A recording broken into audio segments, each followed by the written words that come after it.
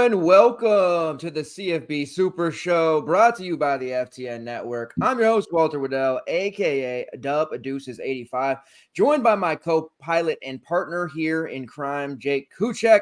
We are in week 6, if you can believe it, of the season already, less than 40 days from the college basketball season. We're going to be pulling double duty here soon, and the slates keep getting bigger. We now have a 14-game main slate on DraftKings. We're going to break it all down for you in a game-by-game format like we do, giving you our favorite plays, sneak plays, any fades. We'll give you cores. We'll talk PrizePicks, Underdog, any betting opportunities, and then answer any and all questions that you may have throughout the course of the show. If you're watching on YouTube, please make sure you smash that like button. And if you're over on Twitter watching us there, make sure you retweet and like it as well. We appreciate your support as always. Jake, it's a big week 6 coming into what is a kind of, a breaking point for some teams. But an interesting week 5, some successes. You did a hell of a job on night slate. Our betting stuff was great. Main slate, just okay. But overall, how are you feeling about the rest of the season and, how we're kind of digging in here and starting to figure out who's good, who's not, DVP, all of that good stuff? Yeah, man, definitely starting to see some trends, starting to, hopefully be able to apply that knowledge into the betting space, the DFS space, the PrizePicks space, all of it. Loving to see when you start to see the market come together and be able to read the tea leaves. It did, it was one of those things again on the main where we had that Hoover to Bet connection, which was just lights out.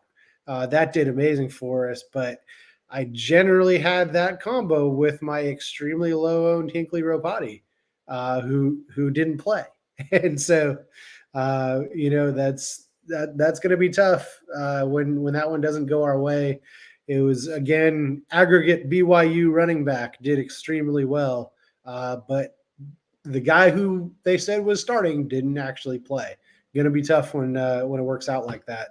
Did do really well on Kalel Mullings, though.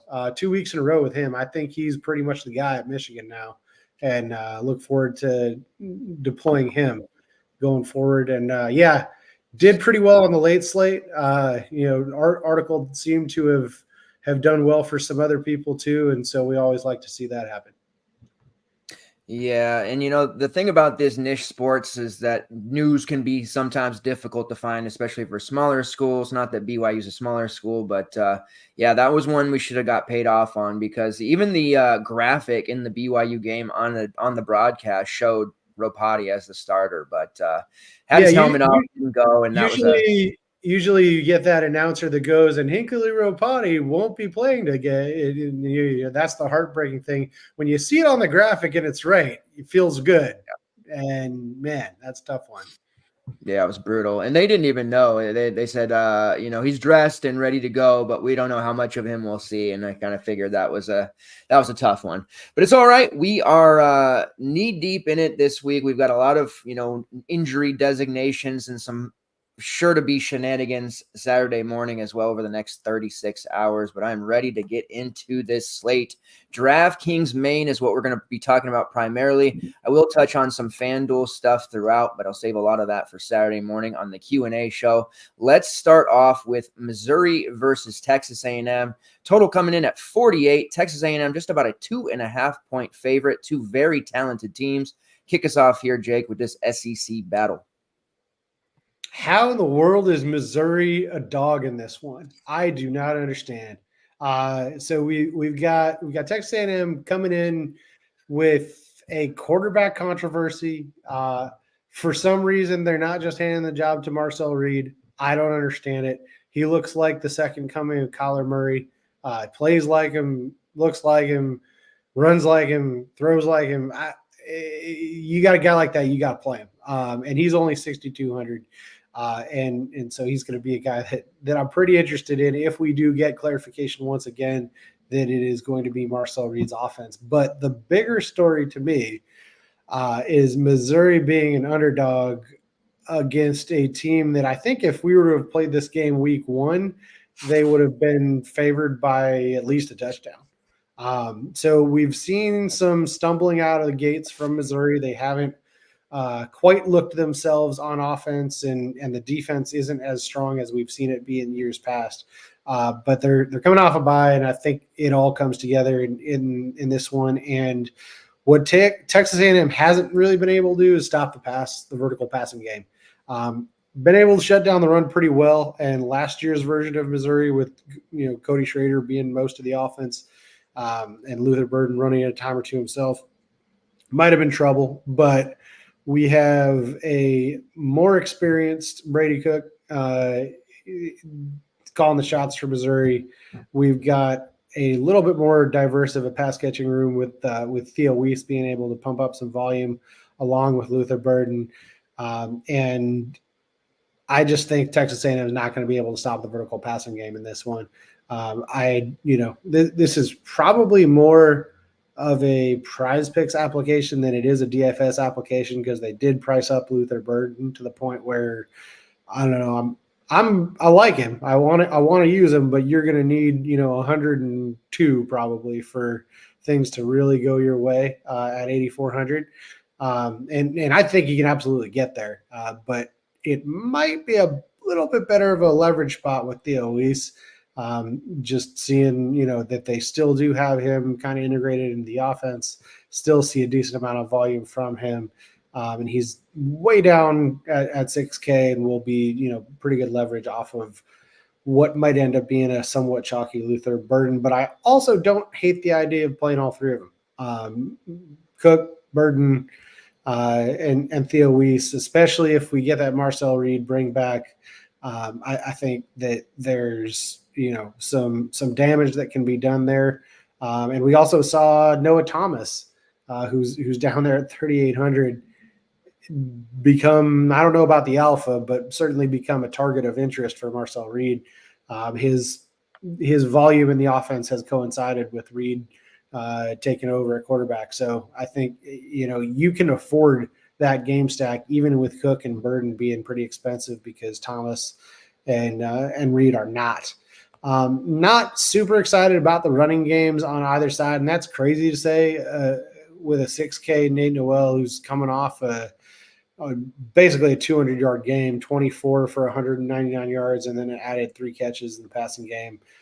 In their last game against Vandy, he had phenomenal amount of volume. Clearly is the alpha, and Marcus Carroll's taking the back seat. But I think this one, they are going to predominantly focus on the passing game. And Lev Moss, he's always kind of a guy that's moderately in consideration. Who's the dude on San Diego State a couple years ago that it was always in that like 5K range that we always wanted to maybe play him? He might have something good going on, but never really got that huge ceiling game. The name's escaping me right now.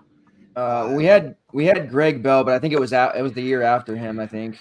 Greg Bell is probably who started that trend. But Lev Moss is kind of getting into that territory for me where it's like, even at 5,500, like, as a cash play or a main team play, I kind of see where you could make the argument for it, but it's unexciting to me.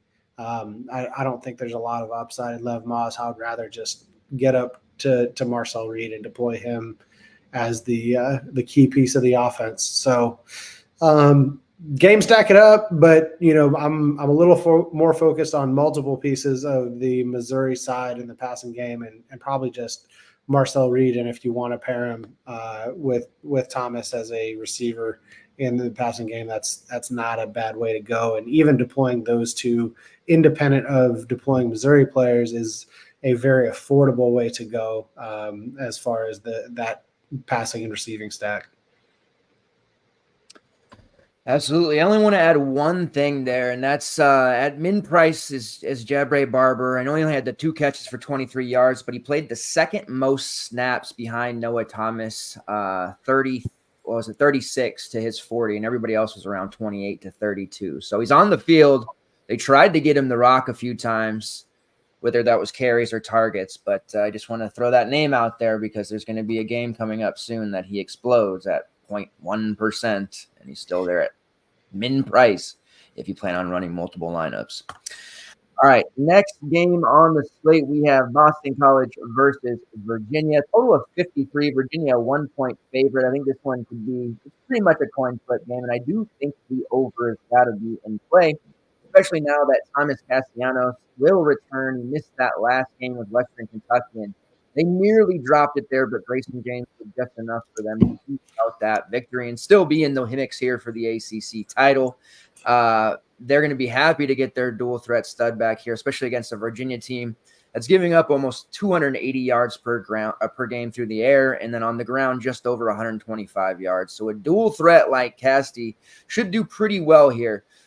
They did play some mobile quarterbacks like Ethan Vasco from Coastal Carolina, Billy Edwards from Maryland, and they did struggle against both of those players. And Hank Bachmeier, that's a name that a lot of you probably haven't thought of in years, lit them up for over 400 yards passing, and this Wake Forest team is on the slate, so you'll probably hear that name once again. So it's a real nice GPP spot for Casti, and the pricing, I do feel like DraftKings has done a fairly nice job of pricing guys up and making decisions. Casti's pretty interesting to me at 8.4, and I wonder if he sees kind of a spike in ownership as we get closer to the week. Right now, it looks like people are not quite there, but with that news and him being full steam, he's definitely a GPP winner type player. I might even consider him in a main lineup depending on how we go here. But right now, this game looks like, based off of how it's being bet, it's being overlooked. And I do think it could be a high-scoring affair, especially with Virginia's affinity for not playing much defense.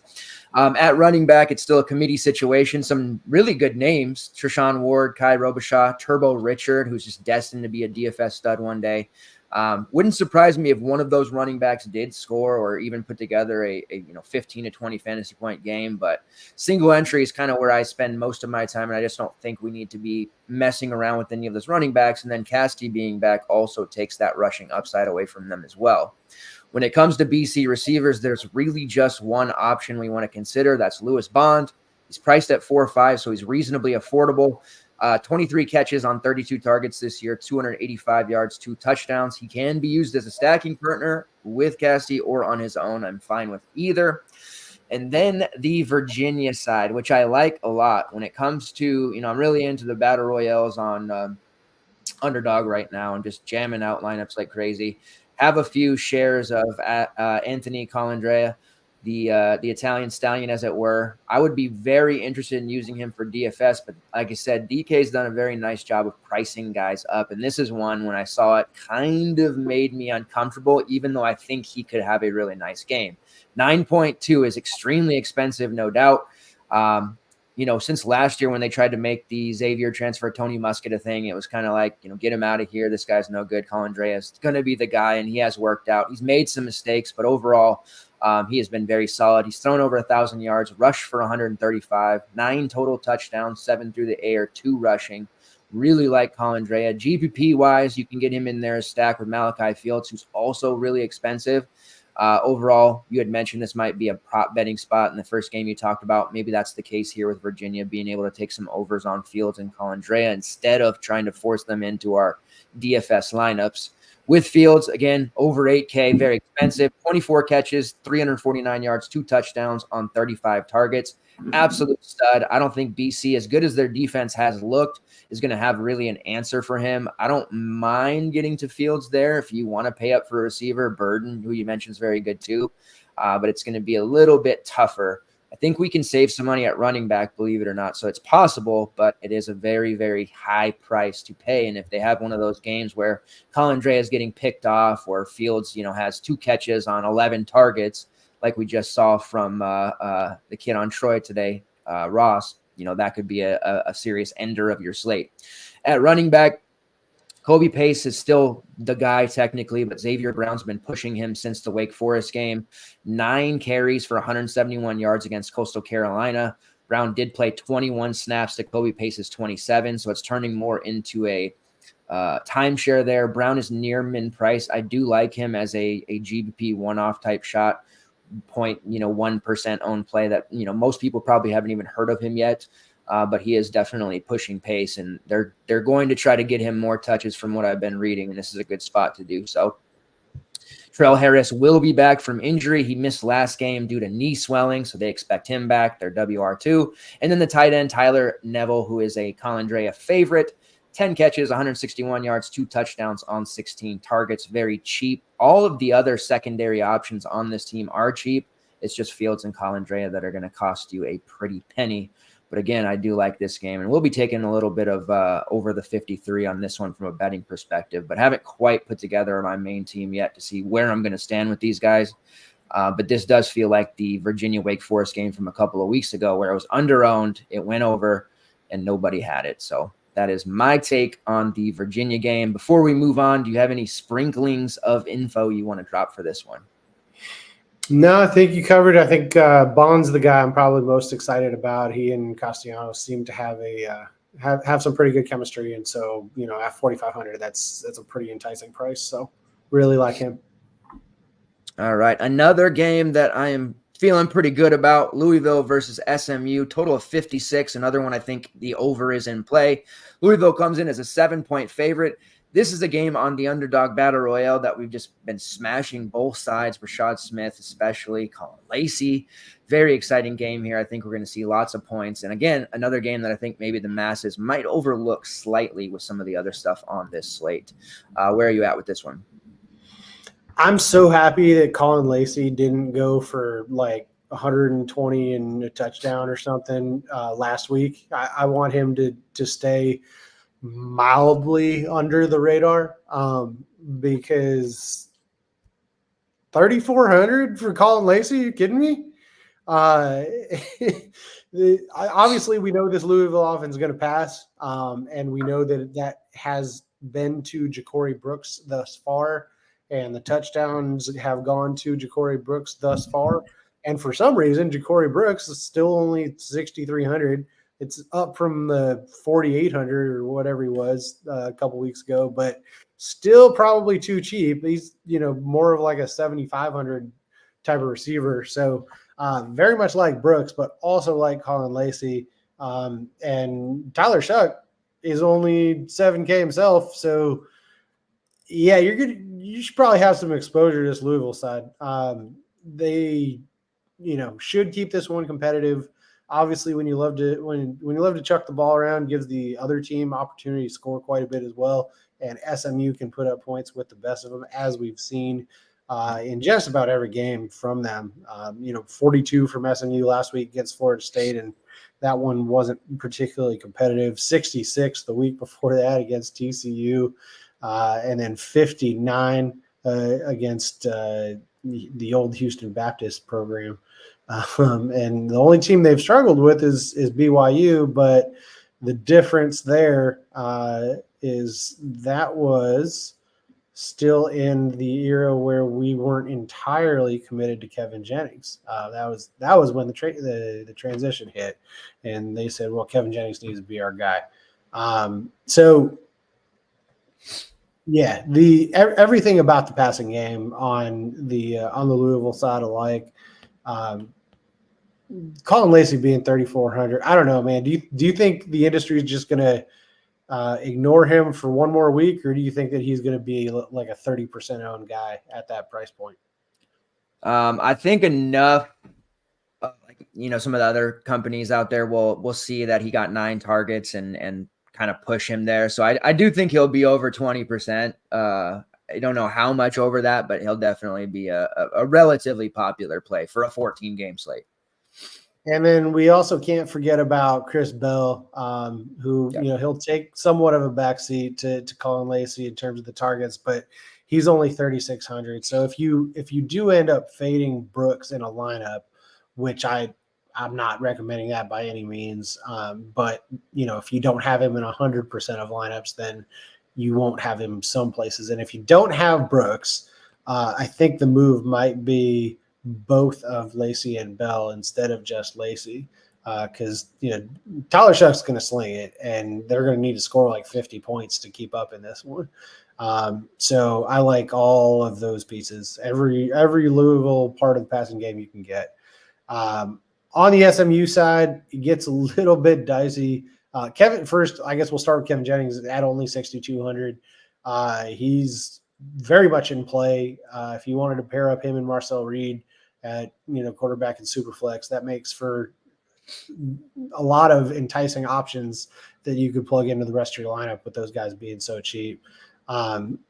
So he's very much in play, and we haven't really seen him have to play a 30+ point game where the game was still in doubt at any point in the second half. And so he's probably going to have his foot on the gas for more of this one than he has thus far, which will be interesting.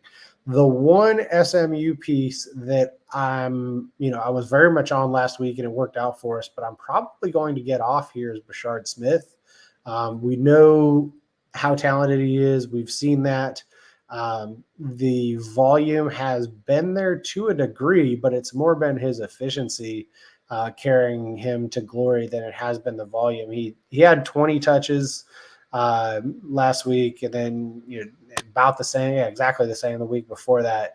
20 touches is good. It's probably not enough now that he's at 7,800. He was priced down in the 5s and 6s, and that's plenty when he's at that price. But at 7,800, you need to know he's getting 25+ touches, and that he's going to be extremely efficient doing it. And the other piece to that is that LJ Johnson might be back this week. It sounds, reading the tea leaves, that they're going to get him integrated into the offense, and so that's going to take some carries away. And the other part of that is that Roderick Daniels, who ended up carrying the ball 15 times last week, backing up Brashard Smith, we're probably not going to see a receiver carry the ball 15 times again for SMU. And so if you were thinking about the Roderick Daniels sneak, maybe they'll still give it to him, once or twice in like a Debo Samuel type role, but I don't see him being a volume back, which if he was, great play at 3,900 and not having to utilize a running back spot for him. But I think he's going to go back to being kind of a low to intermediate volume receiver, and not get a lot of carries. And the other thing about it, the SMU passing game, the catches are pretty spread out and diverse. It's kind of like the Clemson offense where, you'll have 2 to 4 catches, and 6 different guys will have those same 2 to 4 catches every game, and one of them will go for a lot of yards and a touchdown because they broke a long play, and the rest of them will just kind of underwhelm. So Jordan Hudson does appear to kind of be a little bit more of a favorite now that Kevin Jennings is the guy, and it's a shame that it took that long for Jordan Hudson to be elevated and all that, but between him and RJ Maryland, those are probably the guys I'm most interested in amongst the SMU pass catchers, specifically if you are going to use Kevin Jennings in a lineup.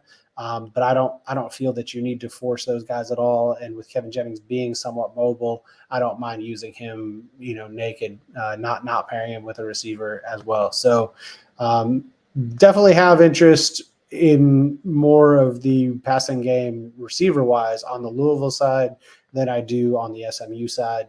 But I also feel like there's a great one to game stack and go nuts with if you think we're sailing way over that total. Sitting at 56.5 is already pretty high, but I think, this could easily go over 60. Absolutely. I think it'll be like that TCU game a couple of weeks ago. We did see RJ Maryland wake up after a few lame ducks weeks. He had 3 catches for 30 yards and 2 touchdowns. It's still, he's 4K. And if you would have thought last year heading into this one that, hey, you'd have a 4K RJ Maryland by week 6, you would probably have called me a liar. But here we are, and it's not a bad spot, but he's going to be super low owned. And it's just kind of crazy how finicky we all can be from a week-to-week basis. But, just think RJ Maryland is deserving of some ownership there. But I certainly won't have very much. All right, moving on to the next one here. We have Pittsburgh versus North Carolina, and this is the bonanza game. There's one other with a total this high, 64. Pittsburgh, a 3-point favorite, and I'm fairly certain we're going to see this one play out like we did the West Virginia-Pittsburgh game with both teams in the 30s. We saw a pretty big offensive explosion from Cincinnati in the first half, Pittsburgh come back in the second half, and this is going to be a really fun game. North Carolina's already been involved in some pretty high-scoring affairs. That James Madison game from Week 4, if that could have been on a slate with a 70-50 score, that would have been pretty outstanding. But overall, we definitely want to attack this game. Starting out, we're pretty familiar at this point with Pittsburgh. We've had them on the slate several times. I think that we'll see a decent chunk of ownership on Eli Holstein. Looking at his overall price point there, it's up to 9K. So again, we're seeing some increased prices here as we get into the season, but he's definitely still worth it. I have to admit he's been way better than I thought. To the start of the season, everything I read said that Yarnell was going to be the starter, and Holstein just grabbed it in that first game and hasn't let it go. He scored 27 plus DK points in every single game thus far. 30 plus pass attempts in 3 of those 4 games. And that's not going to shock me one bit if he slings it 35 to 40 times in this one, possibly even more. He's had over 1,100 passing yards thus far, 12 touchdowns, just 2 interceptions. So he's been extremely accurate, completion rate of 67.4%, 190 rushing yards and 2 touchdowns. So as far as paying up for quarterback, it's not something I typically do, but we're in this weird, priced up slate. It's a larger slate, and we've got a quarterback here capable of throwing 40-plus points on the board against a North Carolina team that's happy to oblige him. And you can look at the blowout game over Youngstown in Week 4. They had to bye last week. 73-17. You'd assume that he probably put up like 15 or something, but he had 43 fantasy points against them, 247 and 3 touchdowns, but he also rushed for 93 and 2. But we do have to make the recognition that Desmond Reed was out for that game. So Holstein got to run a little bit more, and there's some relevant news to this game as well. But I do like Eli Holstein a lot, and I think he's going to have a very good game. At running back, we all know at this point Desmond Reed how good he is. He's priced way up at 8-3. Missed the game against Youngstown State, but even the game against West Virginia where they held them off, 11 carries for 26 yards. Not very good, but he had the 4 receptions for 50 yards, 2 touchdowns. And he's just basically become this really solid slot receiver now out of the backfield. And I think he'll maintain that role because we did get the news earlier this morning that Rodney Hammond, who was academically ineligible for the entire 2024 season, that's what they told us at least, somehow in the last 5 weeks was able to do enough homework and pass enough tests to now be academically eligible. He is 3K, as Jake eloquently pointed out this morning in our Discord. This is a tough one for me. He's been practicing the entire time, so there's no layoff or anything like that. But I'm not convinced that he just jumps into this huge role. He's certainly not going to take over as the lead back. Desmond Reed's been too good, and his coach is there with him in Pittsburgh now. I think it turns out initially to be something like a 70-30 at most, maybe something like 75-25. Hammond's certainly going to get some work. How much work remains to be seen. And I don't know that even at 3K, unless we see something definitive over the next 28 hours, 30 hours, that, Hammond's going to step in and he's going to get a lot of work. I think they'll get him in a bit, but I think overall this is a game that Reed's just going to flourish in as long as there's no lingering issues to what he was out for against Youngstown State. They were being kind of secretive of just how bad it was. But this whole pace of this game and everything just says Desmond Reed is going to go nuts, and I think as a pass catcher. So I'm not even that worried, even if Hammond takes carries away. I think Desmond Reed still sees 5, 6, 7 targets overall. The problem is he's priced so high at 8-3, even the chance of Hammond taking a little bit of work and possibly more is really, really painful to think about. But it just wouldn't make sense in any reality for him to suddenly not play a ton in terms of Desmond Reed. At wide receiver, we've got really affordable prices for all of them. Kanata Mumfield, at the beginning of the season, we had both talked about we really love Kanata Mumfield, his days at Akron, how good he was. The first game he did well, but they were so spread out there in that first one. But he's definitely asserted himself as the alpha. Team leading 28 targets, 20 catches for 315 yards and 3 touchdowns. He is the total package there. As terms, we're going to see him get 8+ targets in this game. North Carolina is going to know that, but they're going to do little to actually stop it. So if you're playing Holstein, I absolutely think you want to play one of his receivers. Mumfield is that number one guy. He's affordable at 6.2K, so you can make that happen. You get into the GPP territory when you're talking about, Raphael Williams, who I still like quite a bit. You have Kenny Johnson. You have Sincere Lee, some of these other options. We even saw Dejon Reynolds a couple of weeks ago show a pulse against West Virginia, but then go back to dead against Youngstown State. So for GPP wise, I think Kenny Johnson and Raphael Williams make a lot of sense as maybe like a triple stack there. That's very affordable, both of them being under 5K. But in terms of a main lineup build, Holstein with Mumfield makes the most sense. And you can, if you want, it's spendy, play a running back from this team and Reed and the quarterback together because of Reed's, affinity for catching so many passes. And he's actually, I think 4th on the team in targets right now. So that can work. But again, you have that looming feeling of Hammond being there. I don't want to get caught trying to play Hammond in my main build because, I don't want that Rapati, repeat. But he's worth definitely playing in some of your side lineups there. And it's going to be able to open up so much more to where you can get Luther Burden. You can get Malachi Fields and Condre. You can start to do some of these things that maybe you couldn't have done without that ability. And if you play him with Colin Lacey, some of these other cheap guys, you can really do the traditional studs and scrubs build that people like to do so much in basketball. On the North Carolina side, absolutely love Jacoby Criswell. He is, I feel like this game, what I'm seeing in underdog drafts, everybody's drafting North Carolina, everybody's drafting Pittsburgh, but nobody's really taking Criswell. And it's very puzzling. I think the 8-1 price point is actually going to turn out to look laughable when it's all said and done. I had the 33 against JMU, and that was in that really, just crazy, outlandish game, 70-50. Now, Criswell has a rushing upside, and he hasn't shown that necessarily just yet. He did show a little bit of that against Duke in a very tough 21-20 loss on Duke's field. I think we see him get turned loose a little bit more here and start to run. And I think he could turn in a game similar to what we saw from Avery Johnson last week, which I also think Garrett Green's going to do, but we'll get to that here in a little bit later. So I love Criswell a lot. And he's kind of creeping into like the top 3 quarterback category for me. And I don't think he's going to see a supreme amount of ownership. And part of that reason has to do with the fact that Omarion Hampton is on the slate for the first time in quite a while. And everybody's going to probably flock to roster him at 8-7. This is the Ollie Gordon, right now, this year, 2024, high volume back, well worth spending up for, almost 700 yards, 6 touchdowns, YPC of 5.9. He's also caught 13 passes for 107 yards. So you're going to get a little bit of everything from Hampton, solid floor. Rarely going to put together a disappointing effort. You can look to the Charlotte game back in week 2 and understand the circumstances. That game was over pretty early. Charlotte got some points late. They just didn't really need him there. He had just 11 carries for 77 yards, and he didn't score, which hurt him. In a game like this, we can expect him to score 2+ times. There's going to be a bet out there for him to score 3 times that I think I'm going to sprinkle. I do think Hampton has a pretty nice game. But with knowing that the public and the masses are going to be on Hampton, I think that Criswell build has a chance to be really special. When you look at the Carolina receiver room, you may not have had an opportunity to really watch this team this year, depending on how diehard you are. If that's your team, you would assume that Kobe Paysor and Nate McCollum would be the 2 top guys. They're priced kind of like they are, but that hasn't been the case this year after a pretty solid season. Paysor, McCollum, and Gavin Blackwell, for that matter, have been pretty disappointing. It's mainly been J.J. Jones who has been Criswell's guy. 31 targets, leads the team, 16 catches, 264 yards, and a touchdown. He's been really good.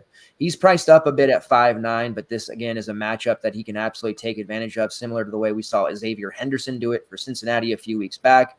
And I do like his upside, and he has a much better floor than you might think by looking at his logs. And then you have a tight end in Bryson Nesbitt at 4.4K, and this is where the stat gets pretty fun if you want to go that route. Nesbitt, Jones, and Criswell, I have that on Underdog a lot. Nesbitt, second on the team in targets with 30, 70 catches, 208 yards, and he has the 3 touchdowns. When they get to the red zone, if it's not a Hampton rushing touchdown, it's generally a Nesbitt passing or receiving touchdown.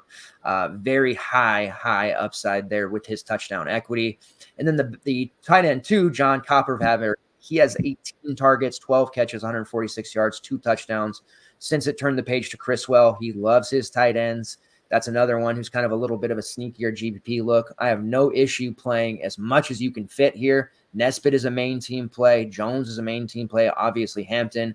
If you want to go the Koppenheimer route, that's more of a GPP look. He's only 3K, so you've got a min-price guy capable of catching a touchdown, possibly 10-plus fantasy points. I don't hate that idea. Maybe that's one of your GPP looks with Lacey, Koppenheimer, Hammond on the other side, and then you can just stack up the rest. But this North Carolina stack has a lot of upside to it, and I just feel like people are going to overlook it a little more than they probably should, just because of the hyper focus on Hampton, and most people feeling like if I play Hampton, I can't really play any of the passing game, which maybe not so much true with this game.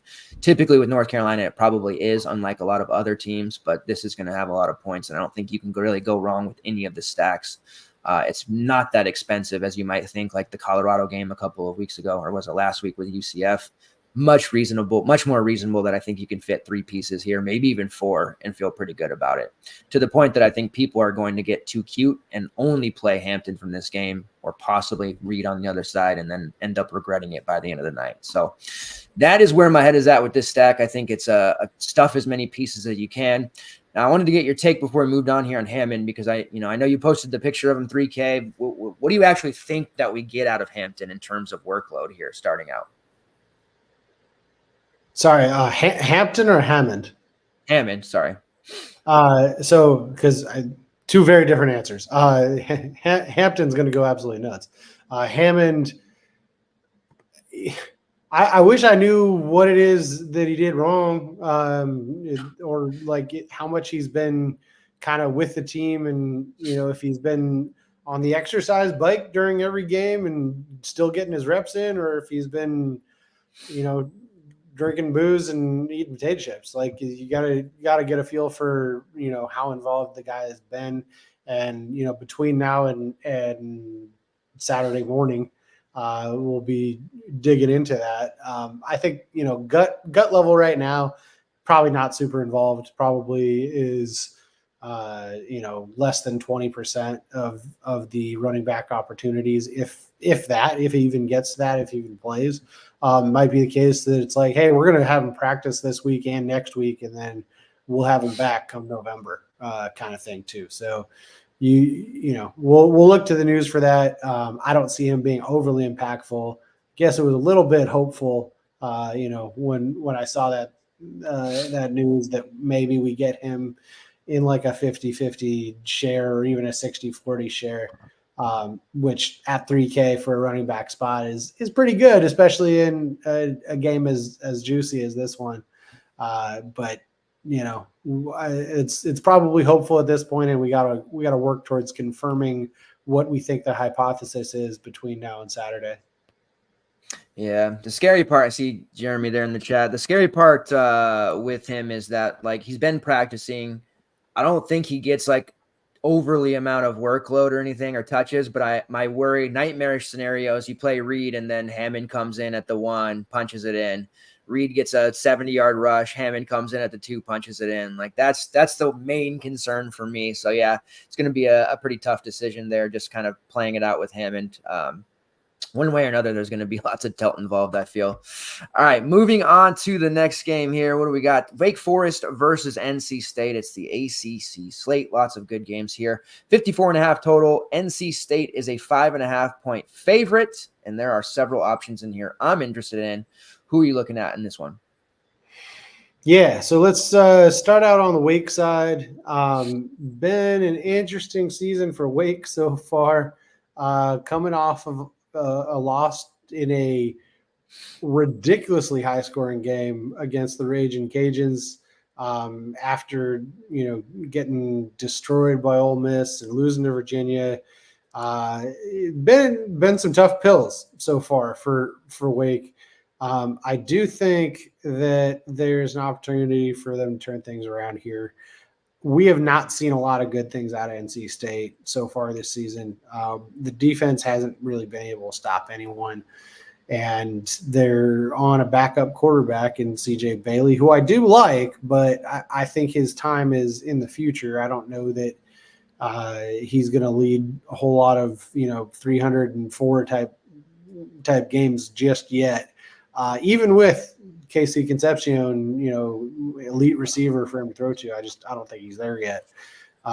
So what does that mean for Wake? Bachmeier, he's had some volume. He's not the most efficient guy in the world. He doesn't throw the ball downfield a ton, at least, in the Wake world, and at La Tech too. He didn't really throw the ball downfield. It was about the volume, but he has been accurate. Completed 80% of his passes against Louisiana. Hasn't quite gotten to that level against other teams, but has played a decently tough defense in Ole Miss and not one in Virginia. But I don't. While I do like the price, I don't see the same upside from Bachmeier that I do from a Marcel Reed or a Jennings in this game environment. I think that this is going to be quite a bit more about the running game. And Damon Claiborne did come out of the game last week with an injury. He does appear to be ready to go. Saw a tweet from one of the beat writers that he is deemed probable for this one, whereas Donovan Green, who actually did end up playing most of the game, is questionable. And so they're monitoring those injuries pretty closely. And, Claiborne, who, if you follow the game log, came out early, obviously, and then Tate Carney went for 17, 59, and 3. So even after Claiborne went 12, 94, and 1. And so the running game is working for Wake. Their blocking scheme is working well. And NC State is certainly a team that you can exploit on the ground. And I think they'll have no problem there. At 5,500, I think Claiborne is, one of the better running back plays on the slate in a game where I think Wake looks to emphasize the running game and establish their physicality.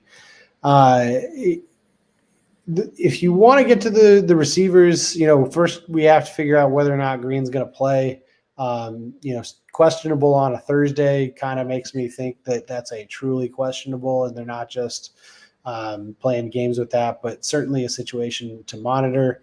If he's not, a little bit more interest in Taylor Morin. He's been kind of an explosive big play guy in the past. We've seen a little bit of that so far, but mainly, possession and move the chains guy with Bachmeier, and that's kind of more a function of Bachmeier than Morin. Horatio Fields also got peppered with targets, had 6 catches for 81 yards against Louisiana in a game where they were throwing, pretty frequently. And then Deuce Alexander, 3 for 34 and a touchdown in that same game. Keep in mind, this is all with Donovan Green being somewhat limited by injury throughout. So we'll need additional clarity for the Wake passing game in terms of who all is able to go in a way that we will not for the running game. I think it's going to be the Damon Claiborne show and very much into him. On the NC State side, like I said, Bailey at 5,100. If it were a smaller slate, if this were on like ACC game is never going to be on the 4-game slate at 10 o'clock Eastern. But if NC State ever ended up playing a team on that slate, I think I'd have a lot of interest in Bailey. On a 14-gamer, it's pretty tough. I think, we want to shoot for a guy who has at least 30-point upside at whatever price point they're at. And I just don't think Bailey's that guy. We might see him get into the low 20s, which would be phenomenal at a 5-1 price point. But I think we need more upside at the position to make it worthwhile using a roster spot. And I think we have enough value elsewhere that we don't necessarily need to go to CJ Bailey on this slate. But I understand it if you do. It's just not my preference. At the running backs position, I don't know, man. The NC State room is starting to feel a little bit like the Utah running back room, not getting a ton of consistent volume out of any of their guys. Waters is the guy, I would kind of expect to be the guy, but he's not had more than 10 carries since week 1. So is that really the guy? He's only 4,800, so you do get the reduction in price on it. But I can't really trust any of these guys, especially when you get up to a guy like Claiborne at 55, and you know that you're going to get the requisite volume. And then in the passing game, the receiver room, I mean, it's kind of Concepcion or bust. But again, if I can't get to Bailey, even though Wake is one of the better passing matchups available, I don't know that they're necessarily going to be able to exploit it in the way that you would like to, especially with KC coming in at 6,700. I mean, he's a talent that I would gladly pay $8K for, if not more than that, if we knew we had competent quarterback play thrown it to him. I don't think they've developed the chemistry yet to see a ceiling game out of him. But you know, he's extremely talented, and if you do play Bailey, you got to play him with KC because that's where that alpha is coming from. I know he had a pretty down week in terms of yards per catch. What did he have? It was 4 catches for 4 yards. So he must have had some negative plays in there. He did score a touchdown, but yeah, man, all of his upside is kind of capped. And even though we get the reduction price point, I can't get there. And then Dakari Collins, Noah Rogers, Justin Jolly, these are all very, very fringe pieces in terms of their involvement in, you know, even the deepest of GPP lineups. I think it's either you do the CJ and KC stack or you don't, and otherwise you kind of stay away from this NC State side. And then major focus on Claiborne on the Wake side in the running game. And if we do get Green out, I can see pairing up a Bachmeier with either a Morin or a Fields, or using those guys in terms of Morin and Fields individually, if you're doing the NC State game stack. So a lot of guys I have limited interest in, and then Claiborne a ton of interest in. Certainly. I love the Claiborne call. He's been kind of an unheralded play, but he scores, and this is a great matchup for him. I really like Taylor Morin, kind of with or without Green. I'll shoot a little bit cheaper, but I do like Morin. And KC, man, after that first game, it seemed like we were going to be in for such a special season. Even pre-injury, Grayson McCall, it just didn't work out the way we wanted. So I'm a little disappointed there. I do think he has the opportunity to maybe break one if like Bailey can just lead him a little bit, let him do the rest because his defense is that bad. But yeah, it's tough to play him there even at 6'7". And then it is a revenge game for Wesley Grimes for those that are interested. Former Wake Forest play. Not very good play, but there you go. All right, moving on here. We have Purdue versus Wisconsin. 45 total with the Badgers as 14-point favorites. Purdue, man, it's a rough season for Purdue. And the Hudson Card, have no fear because the Hudson Card era is going to be coming to an end soon. I know Jake doesn't want it to end, but it's definitely coming to an end soon. Only 4,700 if you think he can pay that off. I'm not so sure he can. 8 seems to be where he's at. He did have 28 against Indiana State, but that's probably the only game they're going to win. And his poor play makes it extremely hard for any of the receivers to do anything. You have one of their top guys, Jamal Adrian, questionable, probably doesn't want to even come back. And then the top guy has been the tight end, Max Clary. 22 targets, 13 catches, 193 yards, and 2 touchdowns. But it's real brutal. Outside of Devin Mockabee, who I do have a little interest here at 4K because I think he'll get plenty of pass catching opportunities.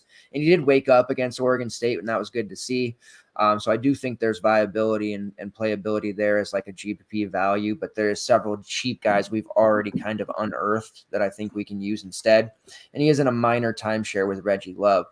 Now on the Wisconsin side is where it gets more interesting because Purdue, they're a defense that will gladly give it up everywhere. They're much worse on the ground. They're giving up 242 yards per game on the ground. And this is why last week we really liked that Nebraska ground game, and it didn't quite pan out the way that we wanted to. Dante Dowdle did score, but they ended up playing like giving 9 different players carry. So that really hurt that play. Prior to some news that came out like a couple of hours ago, I was writing up in my notes here, Tawee Walker, who returned, he's healthy, looks good, as a sneak play that I didn't think a lot of people were going to notice, sitting there at 5-1. And then as I finished that paragraph, I kid you not, news broke that Chez Mellusi, who's been dealing with health issues pretty much since last year, is going to be stepping away from the program to focus on his body and get mentally and physically healthy once again. And that probably means he's not going to play. If he does play again, it'll be way, way, way later in the season. So that pretty much shoots a big hole, blows up like dynamite, really, the sneak play of Tawee Walker, because his ownership, I believe, is probably going to shoot up very high as multiple sites and other companies start to talk about it and groupthink and all that. So it's very unfortunate, because I do think we had something special here with Walker as a sneak in this DVP spot, with people under the impression that, hey, it's a timeshare, we don't really need to look at him. But now that he's stepping into a situation where, last week against USC, 12 carries, 55 yards, he scored twice, looked pretty dynamic against your Trojans, honestly. Mellusi, not quite as dynamic, 10 carries for 32 yards. Definitely didn't look very good. We're probably going to see Walker absorb those touches. We'll certainly see Cade Yakameli get some touches as well, but more like a 5, 6, 7. And I think Walker's probably knocking on the door of 20 plus. And again, simply just like Dowdle last week, 20 plus carries against this defense is going to lead to some very good things. And I don't think we'll get rug pulled like we did on Dowdle last week. I think Walker will put up 100 plus rushing yards.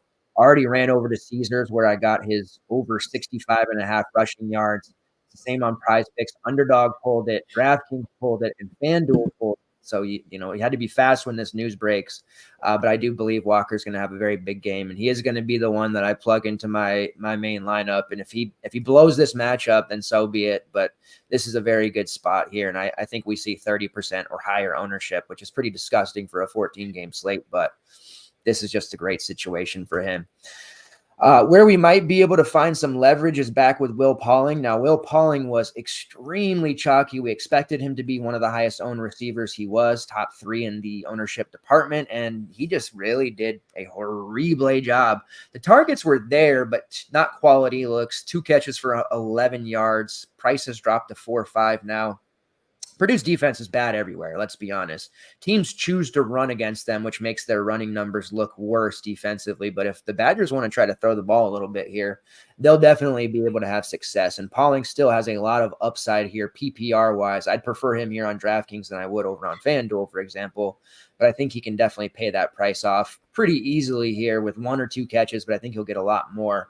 And for that matter, Braden Locke is kind of interesting at 5.4. Not good enough for me to pull the trigger on and get too cute, because I'm not sure we can trust him just yet. But, would it really shock anybody if he put up 20 to 25 fantasy points? And at that price point, that could be an optimal type of situation where nobody's going to have him. Probably not a lot of people on Pauling, everybody going over to Walker. Some bit of leverage there that we can have against a very bad Purdue team. But Tawee Walker or bust for me. Really disappointed that I didn't get to kind of keep that one as a 5% play, but whatever. Just going to play him and enjoy the massive game that he provides for us, and hope that Cade Yakameli doesn't, Mike Allstott 3 touchdowns from him or something like that, or Acker. But I'm very confident in Walker this week, and we'll have near 100% ownership there on him. Do you have anything you want to add to this one before we move on? Bryson Green, they kind of just try to take deep shot after deep shot to Bryson Green. It actually did work out a couple times, once for pass interference and once on like a 40-yard catch. So, extremely deep GPP play, but he's pretty cheap at like 3,900 or something like that. And so he's been involved with Locke in there. Yeah, I like it, man. There's all these sub 4K receivers. Like, pricing is stiff, but you have all these speculative looks, and whoever gets that, cheapy right is going to have a hell of a slate. especially if it's not Lacey, who I think will be popular. All right, moving on. We have SEC battle here. Auburn versus Georgia, 52 total. Georgia, last look was 23-point favorites. Auburn's been just a disappointment, man. They're like going into rebuild mode. The season for Jarquez Hunter has been awful, and now they're in a way of probably a pissed off Georgia team that took an L last week. Great call, by the way. You were all over Alabama on that one. And I think Auburn's going to have a nightmare of a time here. So how are you approaching this likely lopsided game? Yeah, man, this is one of them that we can get through pretty quick. Nobody from the Auburn side and not a ton of interest on the Georgia side either. I would love to say that, Georgia's going to pound the rock with one guy 25 times and it's going to be the Trevor Etienne show. I don't see that happening. I see there being defensive scores. I see there being, a long 70-yard touchdown in the passing game. I see there being, 4 different running backs that get a touchdown for Georgia. It's just going to be a mess from a DFS perspective. And like you said, I think it's going to be a bloodbath on the Georgia side. The one dude that I do want to give a little bit of a shout to, it seems like they're developing some chemistry with Arian Smith. And he can score pretty quickly and from pretty far out. And so at only 5,500, he does not need to do, that massive 102 game, although he did do that against Alabama, 6 for 132 and a score. So that's the only real piece that I want to focus on from the Georgia side. We saw Dylan Bell get 10 targets and, end up scoring against Bama as well, and both on the ground and through the air. So he's probably who people are going to focus on the Georgia side, just because the stat line does look a little bit better. But I think Arian Smith has more explosive ability, and in a contest like this where you're going to need to get it done early, to have the stat line hold up, because they're probably not going to be fighting too tough of a battle in the fourth quarter. I think Arian Smith is the guy I'd like to go to. Yeah, if you wouldn't say it, I was going to say it. The only problem is he's going to have to get that score in the first half, probably. I think he can. I think Bell and Smith both will get long ones, but the price is fair and borderline reasonable, but we have so many other options at receiver for even cheaper than that. And obviously Smith has been benefiting from Humphreys dealing with whatever this illness that he has is. But I do like Smith. I don't know if I'll pull the trigger there, but I have an affinity for him as well. So I'm in alignment with you on that play. All right, let's move on to UCLA versus Penn State. Total of 46.5. Penn State 27.5 point favorites.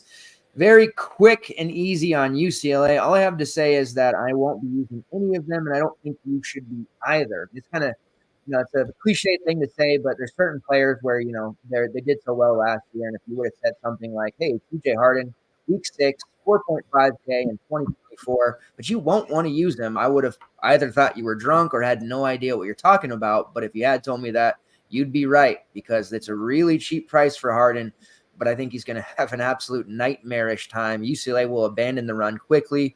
I'd like to say that Harden might get some pass catching opportunities, but I think, UCLA is just going to spend a lot of 3 and out, times, and whoever ultimately ends up playing quarterback for them is not going to have a lot of success.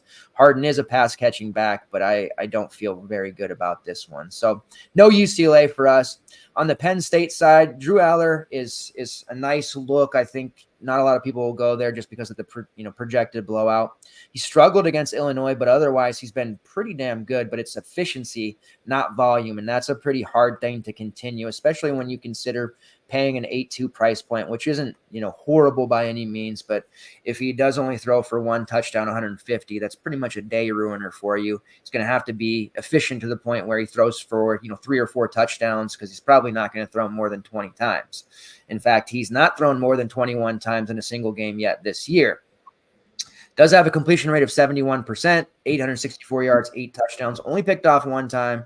Does have some rushing upside, almost 100 yards there and 2 touchdowns, but overall kind of difficult to get there, and no fault of his own. There was a lot of Heisman talk heading into the season, but the one thing I thought was probably not going to get enough opportunities to be a serious Heisman candidate. Penn State's going to win a lot of games by, big margins, especially early on in their schedule, and that's been the case. At running back, this is really where we want to look if we are going to use somebody from Penn State. Now, there was a bit of a scare yesterday with Nick Singleton practicing as normal and then just randomly didn't practice, wasn't at the media session, and all Coach Franklin gave us was, we don't anticipate him being out. Didn't really offer any, specifics on why he missed that, and just kind of was laissez-faire about it. So it, of course, caused panic throughout the Twitter sphere and everybody in the CFB DFS world. But now the indication is that it wasn't caused by anything serious. Probably was a personal matter. I don't know. We'll see. But no injury. This is one of those situations, though, I don't want to get caught napping on. I don't want to be totally unprepared. So, it would not surprise me if we wake up early Saturday morning and suddenly Nick Singleton, there was, a death in the family, or God forbid something worse, and suddenly he's not going to suit up and not going to play. So you want to be ready to make a move if that happens, because Singleton and Kaytron Allen are both strong options either way playing together. We know they're going to split, and they're both probably going to score at least one touchdown, but their upside is hampered by them playing together. If Singleton were to sit out, that would make Kaytron Allen at 5'8" easily right up there next to Tawi Walker for me as one of the best running back plays at a really affordable price. He's already getting, almost 20 touches on a pretty regular basis. Maybe 17 is a more accurate number. But without Singleton, we're talking about maybe even 30, even in a blowout. So he would be a must play, like gotta have it type score, where if he put up under 25 fantasy points, I'd be totally shocked. So we'll maintain that news. We'll check it out. I don't think Singleton will actually miss, but like I said, I don't want to be caught napping. I want to be fully prepared. I want you guys to be fully prepared to put Kaytron in. Luckily, it's not a late game; it's an early one, so we'll know exactly what to do there. We won't have to mess around. And on the Q&A show, we'll have any and all breaking news when that happens. Allen is definitely somebody I liked. I've liked both of these running backs since they got into college. I really thought we'd use them a lot more, but because of the fact that they're just in an even split, snaps wise, touch wise, we just can't ever use them. They're not usually cheap enough to actually use them either, but they could easily both blow up in this spot against a bad UCLA team, but we'll see how it goes. At receiver and tight end, Tyler Warren's basically your best option if you want to go that route. Team leading 25 targets, 260 yards, 2 touchdowns, and 20 receptions. They did give him some carries last week. He scored a rushing touchdown, which was pretty interesting against Illinois. They ended up kind of gutting that one out. They've been giving him carries the last couple of games. So a new element, they're using him as kind of like an old school H-back in that regard. He's a little pricey at 5'6", probably. The touchdown equity is there. I'd rather use him on a site like FanDuel, I think, than I would on DraftKings. There was the excitement for Harrison Wallace after the first week where he had a huge game, but he's really settled off and not done a lot. He has 11 catches for 164 yards, 2 touchdowns on 20 targets, but he's been mostly quiet. And then we did see Omari Evans in week 4 go for 4, 116, and 1. Seemed like maybe he'd emerge, but then he went back to being quiet last week as well. So you really can't use any of those receivers from Penn State, especially in a likely blowout. One of them could break out for a big game, but it's going to be a very high variance situation. Don't think we want to get involved too much there, other than maybe some shares of Singleton and Kaytron Allen and monitoring that news. But for the most part, this is probably going to be a lame duck game in which Penn State just runs the clock out and gets out without any other injuries or any problems there. Not the best fantasy environment for us. All right, let's move on. I don't think you have anything you want to add there, but stop me if you do. No, sir. All right, let's go to Virginia Tech and Stanford. Total of 49.5. Virginia Tech, 8-point favorites. And I will say Bayshell Tootin has continued to be so good for us. Low owned at the beginning of the season. Then we even had that Friday short slate. He was less than 35% owned then. People don't want to roster Bayshell Tootin. You and I are happy to oblige and get all the ownership on Tootin. And I'm going to be very high on him once again. And I think it's going to be less than 25% owned once again.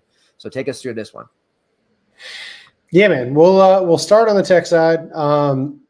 I wish we could get a little bit better of a price on drones. I mean, I do like the upside against a Stanford team that has given up some pretty massive production, especially two quarterbacks that can run it a little bit. Saw that last week with Klubnik.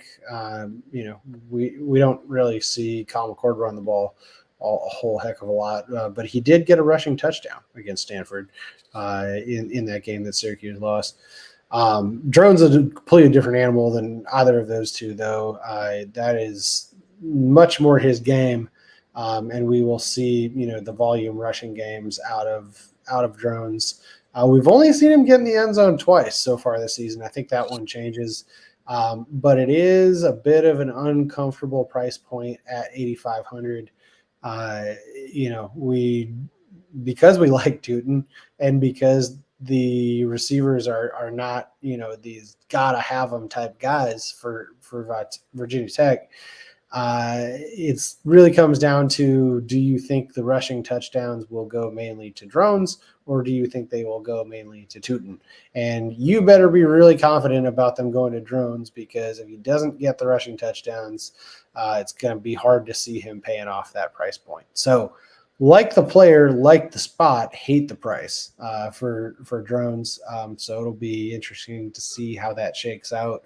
And once we get some projected ownership in, can help kind of solidify that decision. Tootin has been the man.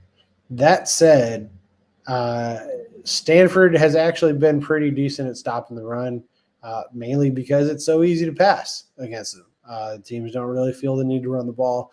But Tootin also is very involved in the passing game. He had that 6-catch game to start the year against Vandy. Caught 4 balls last week against Miami. He's involved in all phases, and he's also at an elevated price point. But I think there's more of a floor with him, and I also think that he has more of a ceiling available at the price point that he's at, because it's $1,000 less, and you're not having to use a quarterback spot for him.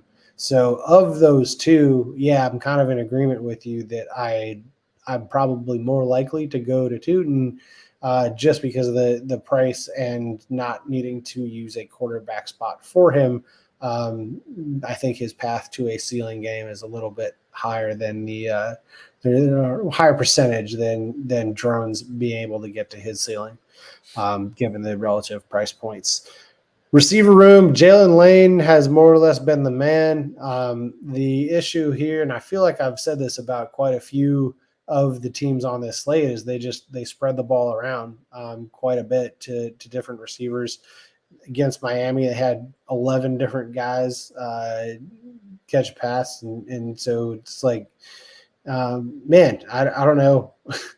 The leading receiver in terms of catches was not the Gosnell that we were all over. That's the tight end. It was his brother that's a receiver.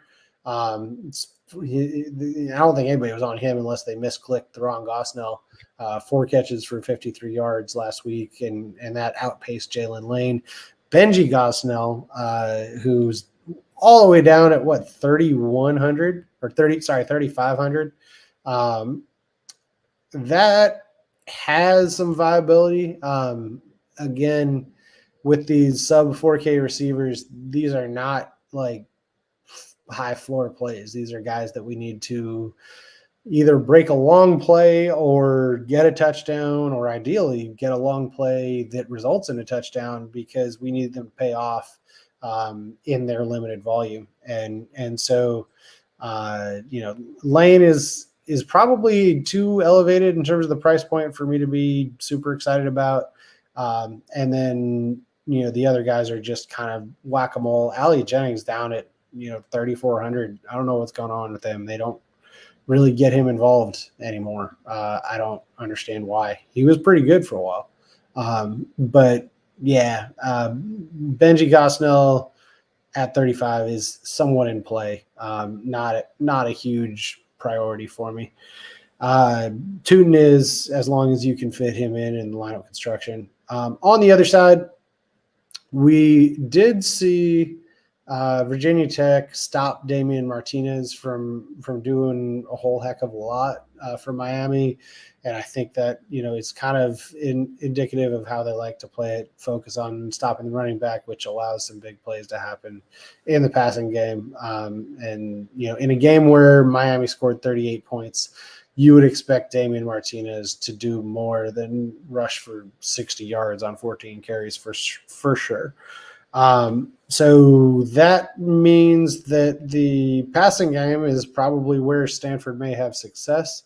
Unfortunately for Stanford, Ashton Daniels is still the quarterback, and we have the same problem that we have with other, inexperienced, even though Daniels has some experience under his belt now. We haven't seen him consistently put up a bunch of numbers, and he'll split time with Justin Lamson, who will come in for kind of wildcat type packages. So, limits the upside of Ashton Daniels to a degree that I'm not super intrigued in using him. The running game that isn't covered by Ashton Daniels, who does run a good amount, is going to be mainly Ford. So I think that Michael Ford is the guy now.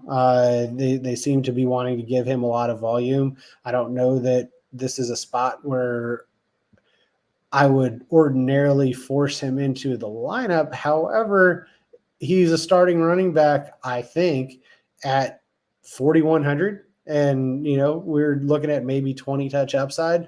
I think earlier I was like, hey, if this $7,500 running back doesn't have 25 touches in him, well, we can't use him. At 4,100 changes things a little bit. So between Claiborne, Ford, and Walker, obviously the Claiborne and Walker picks are going to be a little bit more popular, and for good reason. They're more talented backs.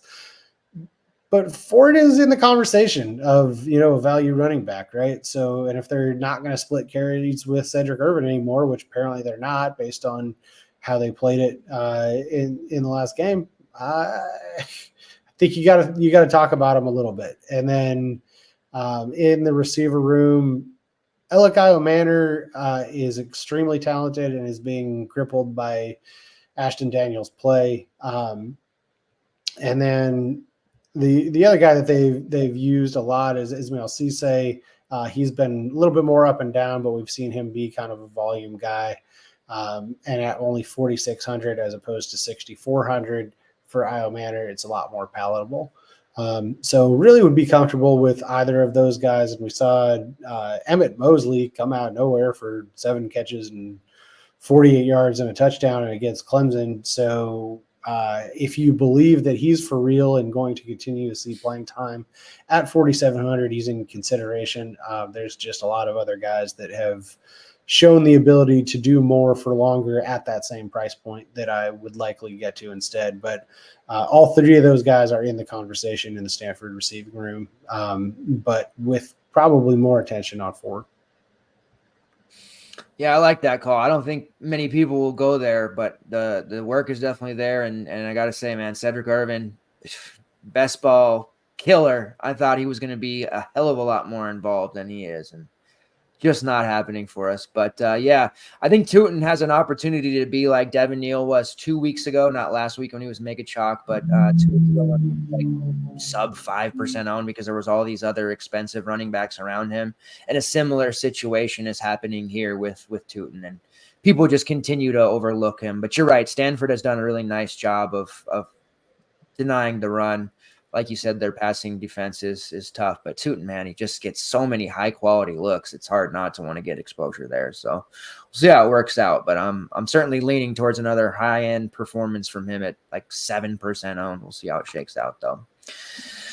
All right, let's move on here to our next game. We're starting to get into some fun ones. We're going to talk about, well, not quite yet, but soon, Ole Miss versus South Carolina, SEC battle here. Total of 53.5. Ole Miss as 9-point favorites. And I got to say, man, as good as Ole Miss has looked, the South Carolina team, it's a tricky spot. I do think they can cover and possibly win, similar to the way that South Carolina looked against a Kentucky team that, a lot of people thought, hey, they might come out and beat the South Carolina team. LSU, they nearly beat. This is a really good South Carolina team. Their defense, elite, and their running game, solid. They will be getting back Lenora Sellers, who has been upgraded to probable on the most recent injury report that just came out earlier today, actually. I have to confess, I'm a little bit disappointed about that. He's probably the right guy, but for DFS and just fantasy purposes in general, I kind of wanted some Robbie Ashford there. He is amazing, but consistency is not part of his game, and we've seen him pop like this before. But 40 against Akron in week 4 would have been nice to maybe get some looks there. Very good running the football, but Lenora Sellers back. We can expect a lot of rushing upside from Sellers. He's priced there at 5.8. Just okay. Where it gets interesting is Rocket Sanders, who's also upgraded to probable after being questionable for most of the week. He is only 5K, and we've seen him in tough spots at Kentucky, where he did, have a pretty decent game at 5.2, about 12 fantasy points. And then the LSU game where he went for 32, scored twice, rushed for 143 yards, and just was all over them. Volume's going to be there, 20 plus carries. He'll get a few targets as well, but this price for him, we know the damage he can do. And whenever they get into the goal line area, yes, Sellers will call his own number, but for the most part, Sanders' touchdown equity in the red zone is very, very high. It's a tough decision. We have, 3, possibly 4 running backs in the 5K to mid 5K range, depending on what happens with Singleton, that are all main team viable. And I do think Rocket Sanders is as well. I suspect he'll be far lower owned than some of the other options we've talked about, but he's definitely a name that we need to have in our player pool and perhaps, ready to pull a trigger on, depending on how your early slate goes. Old Miss has been great against the run, but this SE's team is going to test them with the amount of times they do run and just how good Rocket Sanders is, especially if he's healthy now. As far as receivers in my notes, I just put the word no. So that's about it on the South Carolina receivers. As far as Old Miss goes, tough outing to lose to a Kentucky team that offensively is challenged. They did a really good job on Jackson Dart, who heading into last week, right in the thick of the Heisman race, and probably still, top 5 when it's all said and done. But he took a really damaging loss last week, 260 yards, 1 touchdown, wasn't able to run very much. He's priced at nearly 10K. I don't think the opportunities are, for time of possession are going to be there for this Ole Miss offense. Makes it very difficult to pay that price for him because South Carolina is just going to want to keep running the football, keep the ball out of Jackson Dart's hand. But even when Ole Miss is on offense, it's not like they're going to be afraid. Their defense is held up against some pretty nice talent. That LSU game, they probably got robbed on.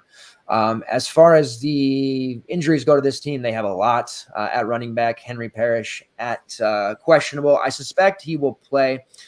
He left part of the game in Middle Tennessee, then he came back. He left for part of the game last week. He's been playing hurt the entire time. Not really that interested in him.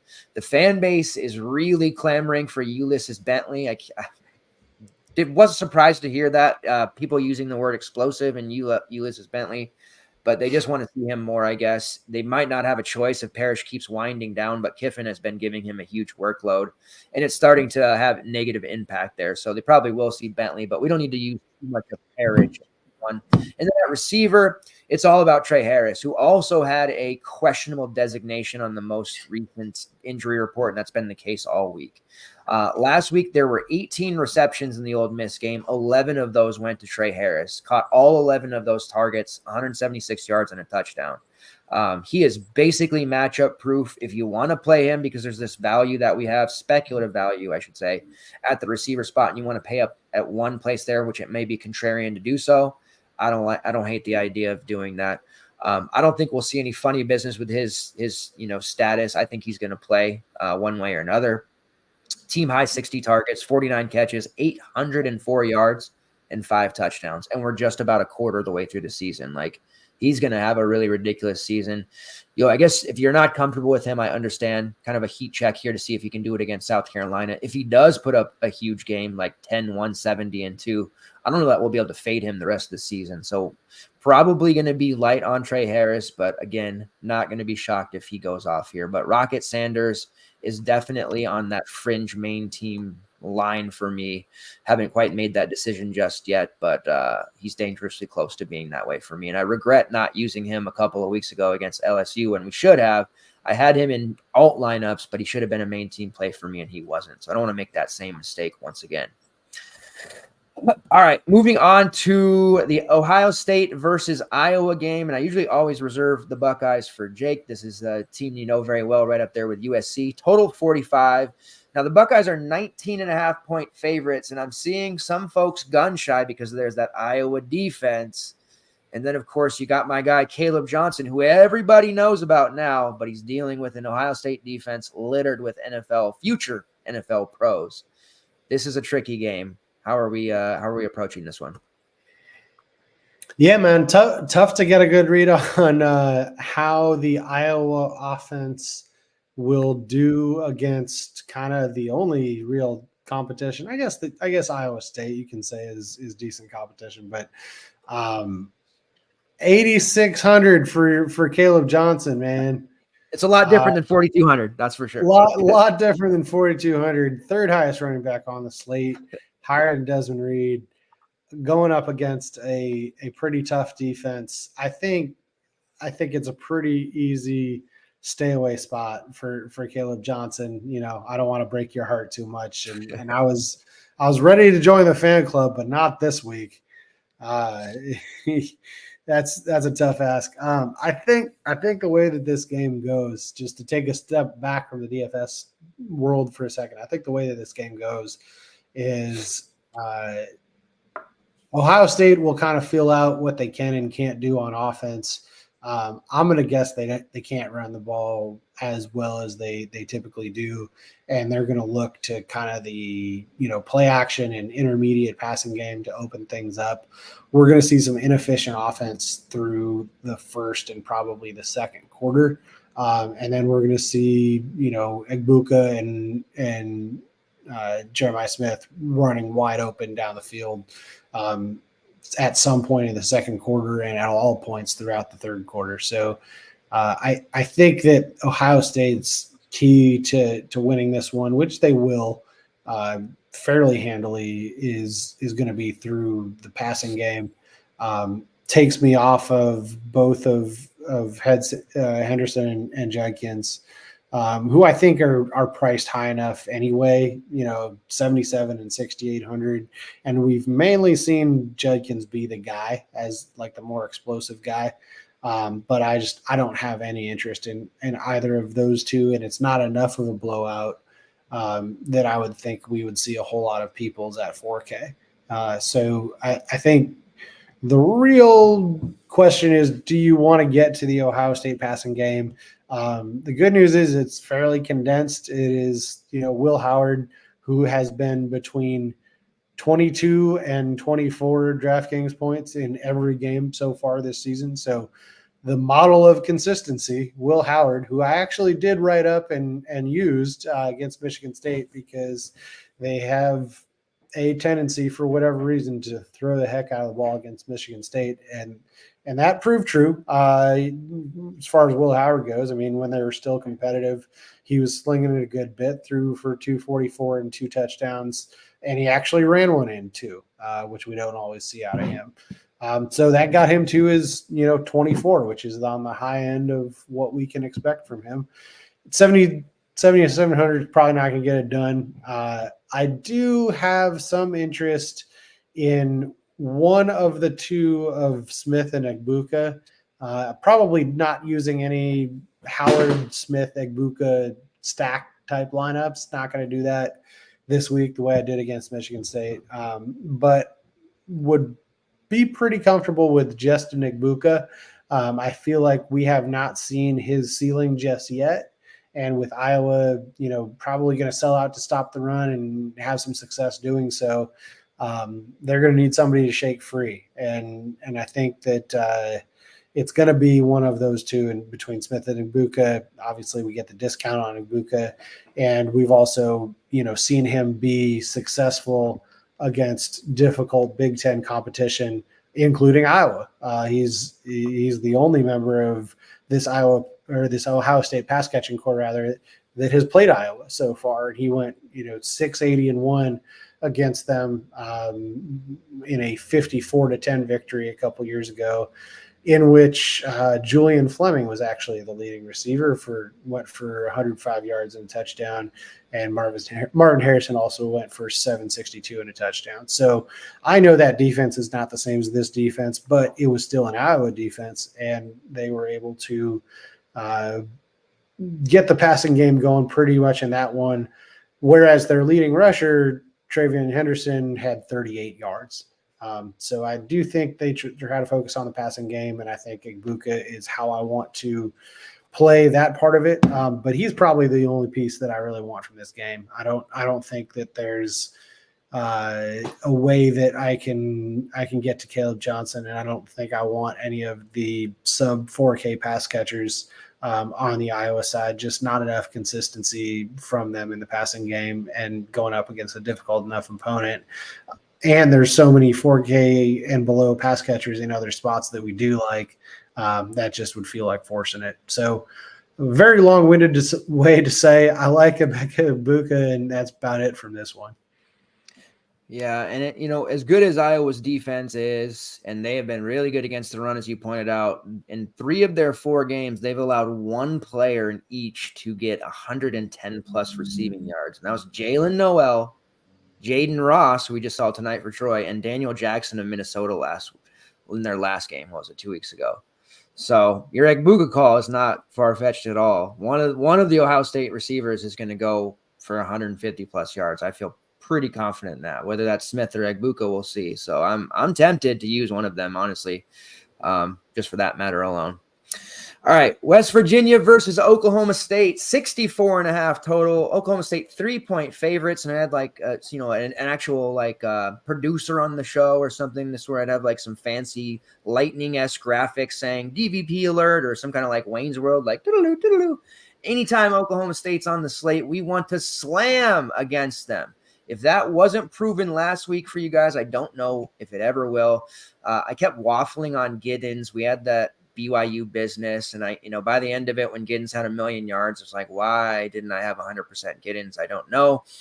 This is an amazing spot. And the other thing that Oklahoma State struggles with is mobile quarterbacks, which is what Avery Johnson is. Both Avery Johnson and DJ Giddens absolutely went ballistic against Oklahoma State. This is a Cowboys defense they're giving up 204.2 yards per game on the ground, 276.4 through the air. You can pick your poison. Their defense cannot stop anything. Last week, Avery Johnson rushed for 60 yards. He threw for 259, which might as well be 500 for him, and he scored 5 touchdowns, 3 through the air, 2 on the ground. There was another dual threat quarterback this year that they really struggled with. You go back to, I believe it was week 2 against Arkansas, Taylon Green. He threw 412 yards against them. Now, he only threw for 1 touchdown because Jaquindon Jackson went nuts, but he did also rush for over 60. All of this to tell you that Garrett Green, who happens to be a mobile quarterback, is going to go completely nuts. And he's only 8K. If he isn't and it's a 14-game slate, so I always hate seeing guys like 40% on big slates like this. It's not particularly fun. But if Garrett Green isn't that high owned or even 50% in single entry high dollar, then your opponents are giving you a huge leg up against the rest of the field. There is no way that he doesn't break the slate.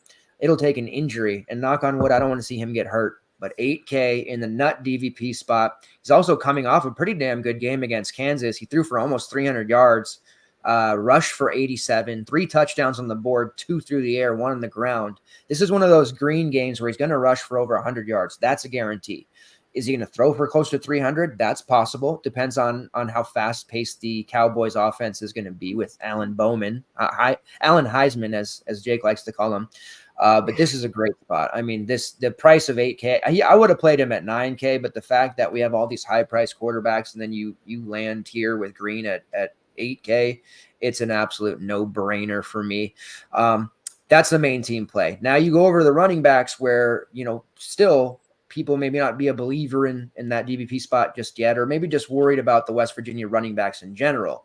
In GPPs, if you run multiple lineups, you're doing yourself a disservice if you don't have one with Jaheim White and one with CJ Donaldson.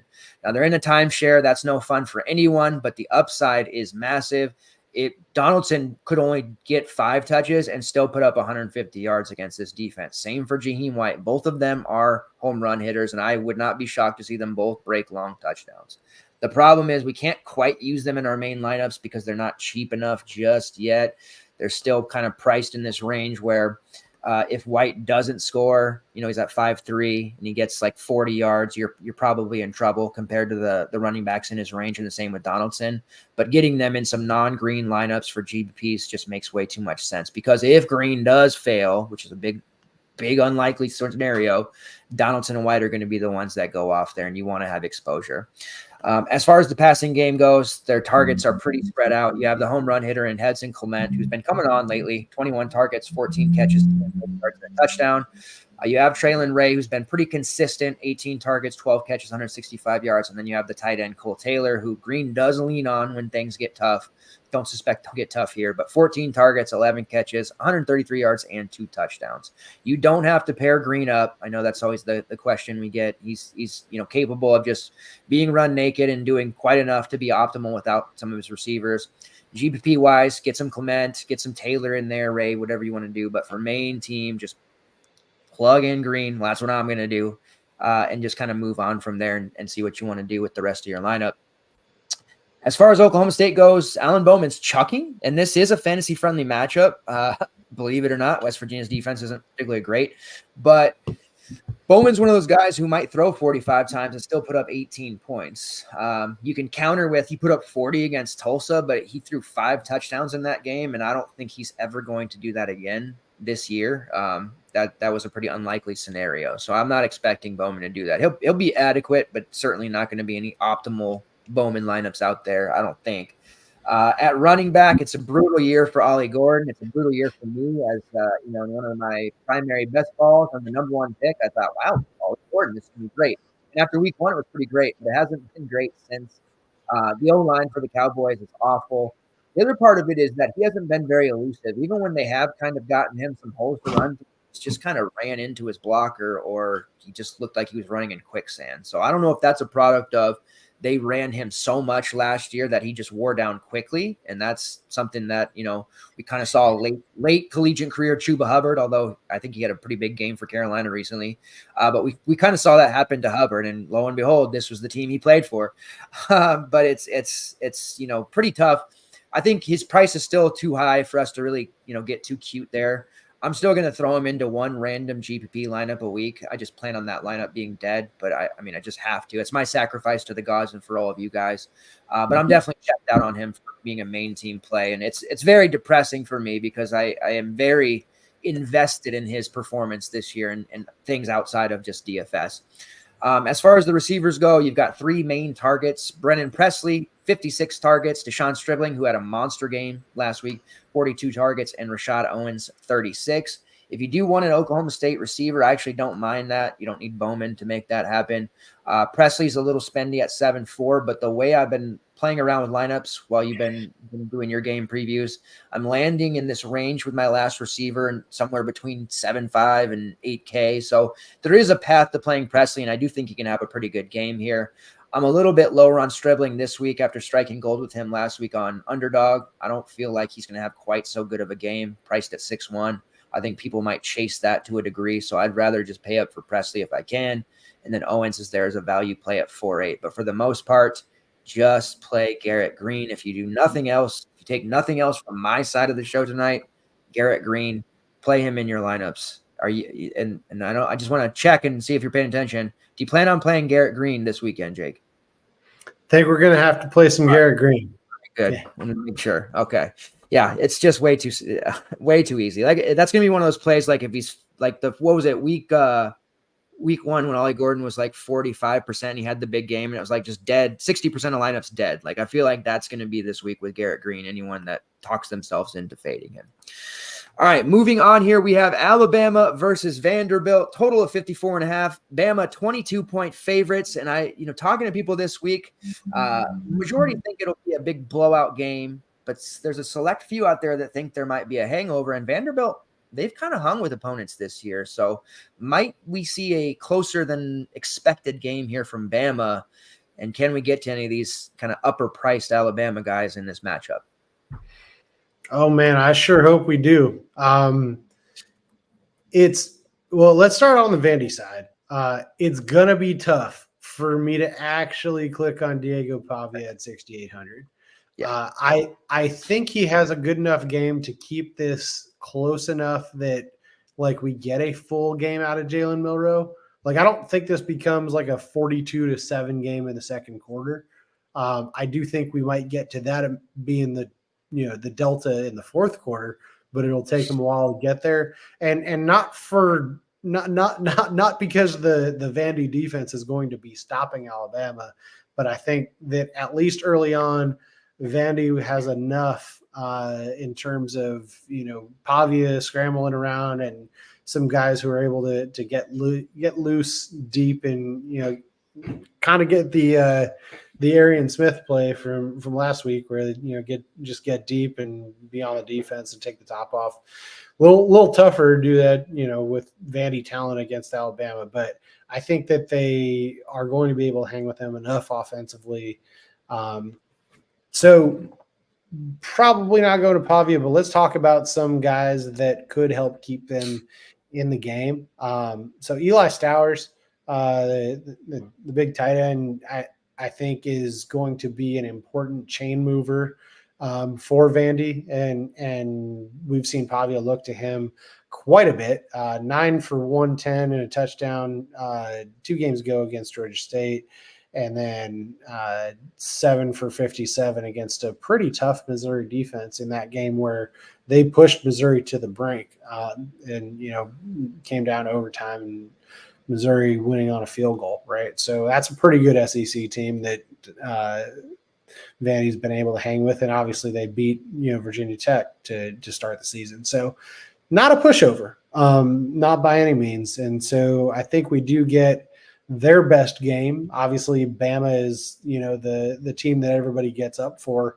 and I think they're too good and too talented of a team to truly have a hangover game. I think there's a lot of unfinished business for them, but I think that we're going to get as good of a game as Vandy can provide. Let's put it that way. And then just to give a shout to one other pass catcher, Joseph McVay on Vandy. He only has 1 catch on the season, but he is very much a deep threat type of receiver that freshmen that they don't necessarily they're not necessarily game planning to take him out of the game, but we could see him connect with Pavia on a deep shot. And at 4K, he's another one of those guys that you could see that explosive play happen and put up a bunch of points on one play and, not ever be used again or only see a couple more targets, but still put up a pretty decent score at that 4K price point. So I'm not necessarily saying you need to use any of those guys. I am saying that because those guys all have the opportunity to have some success, I think you can get to Jalen Milroe, and even at that 10-4 price point, I think he's in play on the road. But more importantly, he's very much in the middle of a national title that he's going to be hunting down. He's very much in the middle of a Heisman campaign. I think based on his performance against Georgia, I don't know how you can't have him at the top of your list for Heisman contenders. And he'll only be looking to add to that resume. And he's also taken over as their number 1 running back, right? So the way I'm looking at Jalen Milroe is he's essentially a 6K quarterback and a $5,400 running back, and he only takes up 1 position. And if you think about him like that, I don't know how you don't play the heck out of Jalen Milroe. So, right. So, I think I got the math wrong, 5K and 5,400, but either way, I mean, he's just by far the most talented guy on the slate and on any slate that he's on. And I think you have to play him. And if you play him, I don't know how you don't play him without using Ryan Williams. And that, I mean, that play, how many times have you watched that Ryan Williams 75-yard touchdown? Oh, a lot, man. I've all of his season. His whole season has been incredible, but that really got people's attention. Really incredible. That play in Incredible particular, stuff. like, have you ever seen anybody do that exact thing, like that little hezzy No. spin? Like, I've never even seen anyone think to do that. That was like the Reggie Bush move against Fresno State, where he was just like, okay, I'm going to pause the rest of the world and do a juke 6 feet to my right. It's just like an iconic college football moment. And the dude is 17. He's like the receiver version of Braylon Allen, right? So it's an expensive stack, and it's one that could go wrong if Bama somehow does go up by 30 points in the first quarter and Ryan Williams doesn't get all those points. But how is Ryan Williams not going to be the one involved getting in all those points? He's too talented going up against a Vandy secondary that is not. And if we can see the Vandy offense keep it in the game, man, I want it so bad. I really want to have all of the Milroe and Williams and plug in all of our value elsewhere that we can find to just shoot up the leaderboard with the we can't call it the late night hammer because it's only a 4:15 Eastern kickoff, but the late afternoon hammer of Milroe to Williams. Have us shoot up the leaderboard using those two. I'm excited for it, and I think you owe it to them and their talent to find a way to get them into at least one lineup, because that's just such a phenomenal pairing that has a ton of upside here. Yeah, and then there's the added element. Like, I mean, Kalen DeBoer, like, we're seeing it this year with my Huskies. Like, that guy is just an incredible coach, and his OCs with the Seahawks, but it's still like they're making things happen. And this decade, I think he's going to go down, in the next decade as one of the best, and clearly getting the best out of Milroe. And then you have the added element of he's usurped Cam Ward. Like, Cam Ward had the stranglehold on the Heisman for the first 4 weeks of the season, and now Milroe has jumped him because of that just masterful performance. He's at the top of the odds board. Ward's still high. Genty's up there. But now you have that, like, hey, he's the leader of the Heisman. Like, hey, if it's a blowout, that's fine, but we still got to make sure he's putting up 350 and 3, possibly 4 touchdowns, right? Like, they can't allow him to take his foot off the gas. I mean, they could. They don't want him to get hurt, but we tend to see this with guys in the Heisman race. Their coaches are more apt to let them run it and run up the scores. And you hit the head on the nail on the head here. The running game with Jam Miller, who I think is actually a decent look.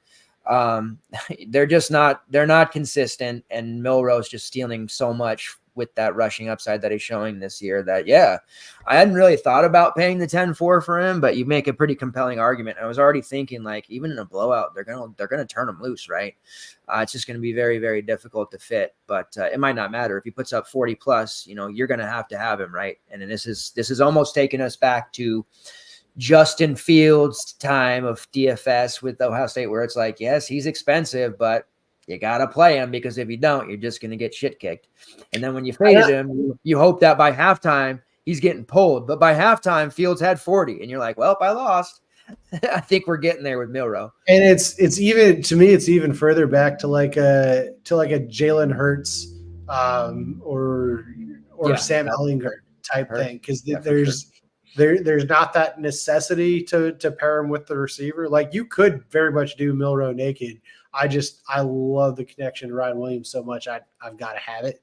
But he's doing so much damage on the ground that if you just wanted the one piece as your one hammer in the late afternoon game, that's extremely viable too. Yeah. And Williams, man, we had him in 3K that first week and then really cheap, and it was just laughable. And I just, I get to beat my chest a little bit because I got him at pick 217 and with some best balls. And next year he's going to be a top 10 pick. Like, this kid is just, man, it's crazy how good he is. And if he stays healthy, it's a chance he could be one of the all-timers at a school where there's a lot of all-timers. All right, going from that game to a less exciting experience, Rutgers versus Nebraska, 40.5 total. Nebraska 6.5 point favorites. Rutgers, they're certainly playing well this year, and they're a team that has to be taken seriously. But Nebraska's defense has been so good, I don't think we can justify really getting involved with like Dymere Miller, who's been good at the receiver spot. No quarterback action here for me from Rutgers. Basically, Kyle Monaghay, who we like, got back to business last week. There was a distinct difference in offensive yardage for the Huskies to the Rutgers. Rutgers still got the win because Monaghay had 132 yards on 25 carries. We did see Sam Brown, who's been sharing carries with him, only have 5 for 44, but he also scored. There's a chance here that gets more like a 50-50 timeshare, which really kind of takes them out of play for me. And again, Nebraska's defense has been very, very good. On the Nebraska side, Dylan Raiola, who is a guy coming into the season that you were very high on, and for good reason. 5'4". It's not super appealing from a fantasy standpoint, but that is a cheap enough price to get him and come away with maybe 20 fantasy points and be okay. I think this will be a physical game. I don't see a lot of viable upside that we can utilize here. Dante Dowdle kind of bricked us in a really good matchup. No fault of his own. He did okay, but the carries just weren't there. Earlier, I alluded to this, but he had 9 carries for 20-something yards and a touchdown after 20 carries the week before. That was brutal.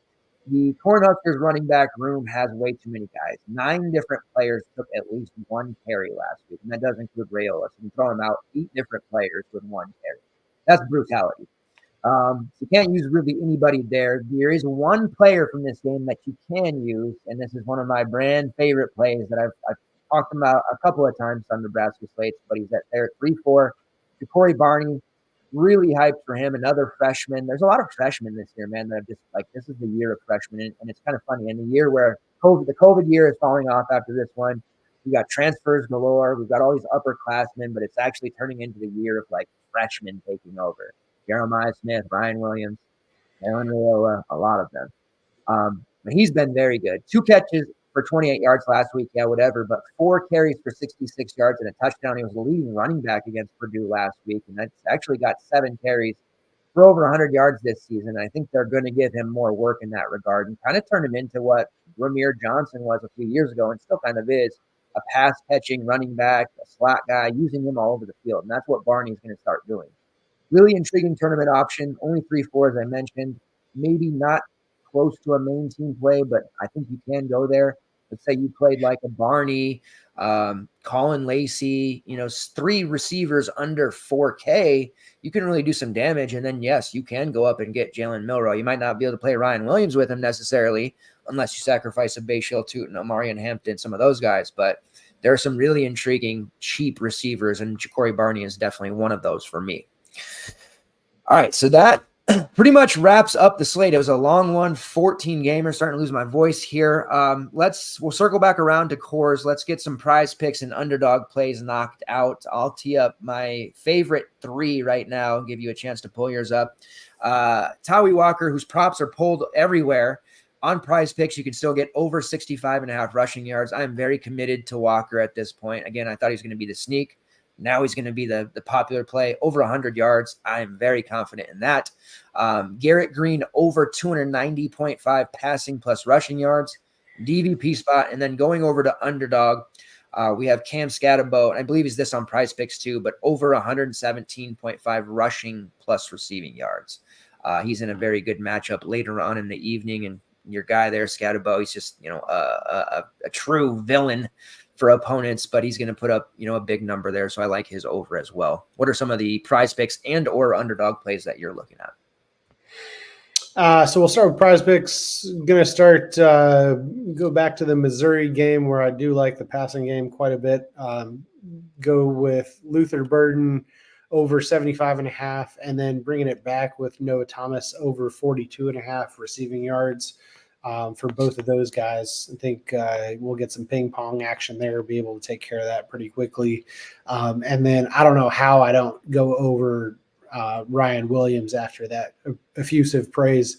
Over 73.5 receiving yards. I think we get there pretty easily. Maybe we get it on one play like we did last week against Georgia. If you can do it against Georgia, you can do it against Vandy. So I like that one over 73.5 as well. Awesome. And then I have 3 best bets. 2 were from the featured article earlier this week. 1 will be from the prop article that drops tomorrow. Clemson at the time was minus 14.5. It's minus 15 now. I think that 2 teams going in different directions. Florida State's season is basically over. They're benching DJ Ua. I take no pleasure in seeing him struggle, to be honest with you. Playing against his former team, probably a good idea to bench him. Honestly, I think Clemson absolutely rocks their world and wins by 21 plus.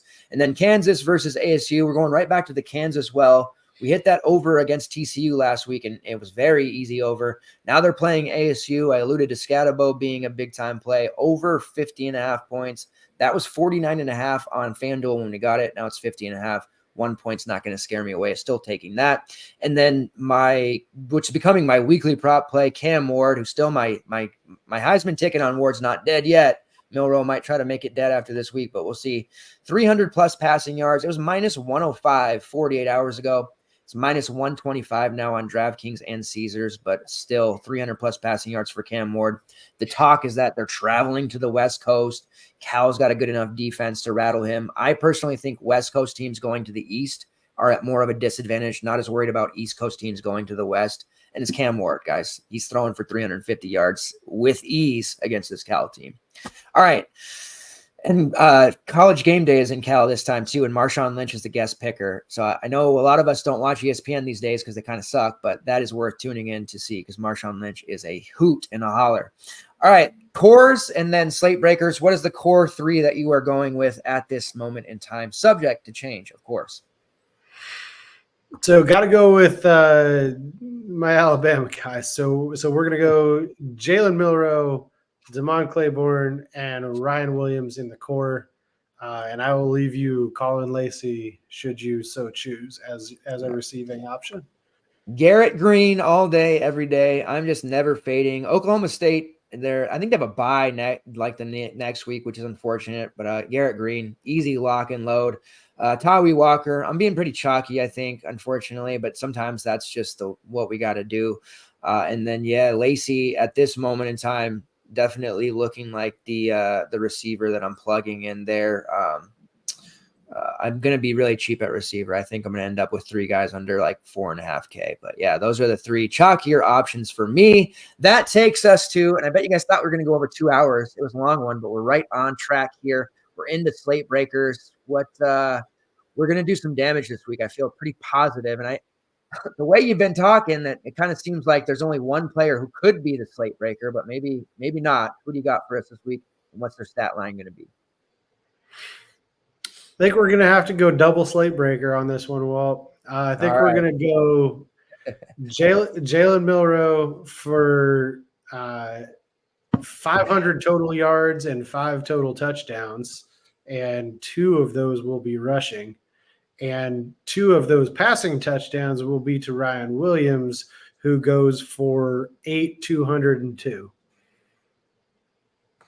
Dang. If you can find a way to get Green, Milroe in there like that, there's a possibility for like, 90 points between 2 quarterbacks. I know we're the 4 running back crew around here, but man, that's a good one. I feel pretty positive about that one. I think that's good. All right. And then I have a touchdown call here at plus 160 on DraftKings. Gone are the days of plus 450. I don't think we're ever going to get those. But Bryson Nesbitt of North Carolina, as hyped as we are for West Virginia, as hyped as we are for Alabama, this North Carolina Pitt game is really, it's projected that way, and I think it will be a pretty damn high-scoring game. But Bryson Nesbitt has earned the affection and affinity for Jacoby Griswell, especially in the red zone where he's being targeted heavily. Plus 160 anytime touchdown for Bryson Nesbitt. Lock that in. And I believe that will take us to the end of the show. All 14 games down. Real quick, I did have a FanDuel shout out that somebody wanted to ask me about, and I was about to end it, but I just remembered this. Over on FanDuel, Jalen Milroe is 13.5K. I know you don't play a lot on FanDuel, but does that price take you out of the equation for Milroe, or are you still trying to find a way to fit him in? So for context, who's the next highest quarterback? Jackson Dart at 11.8, which is obviously a pretty easy fade. Then we that's pretty damn high. But I think you still try to find the value to use them in your quarterback spot, and I think you might end up having to go, three. I think it's 3 running back instead of 4 running back over there. But you end up going with either one of those cheap Marcel Reed, Kevin Jennings type quarterbacks in your super flex, and finding a way to get to Milroe. I just think that there's so much upside in this game for him. Yeah, for sure. I was about to wrap it up, but I was looking at my DMs and saw that one because that price is a big sticker shock. But yeah, with all the touchdown equity that he has and upside, especially on FanDuel where touchdowns are king. I mean, it might be hard not to have him there as well. All right. Appreciate everybody who tuned in. Another slate breakdown in the books. We'll be back Saturday morning, 8 a.m., 1 hour before lock. I have a feeling we'll have plenty of news to get through then. Over the next 18 to 20 hours, we'll have some ownership projections for you. Articles galore tomorrow and Saturday. Thanks, Jake, as always, and to all of you. Green screen returns for the main slate and plenty of window trips in our future. Let's get after it. Thanks, guys. See you next time.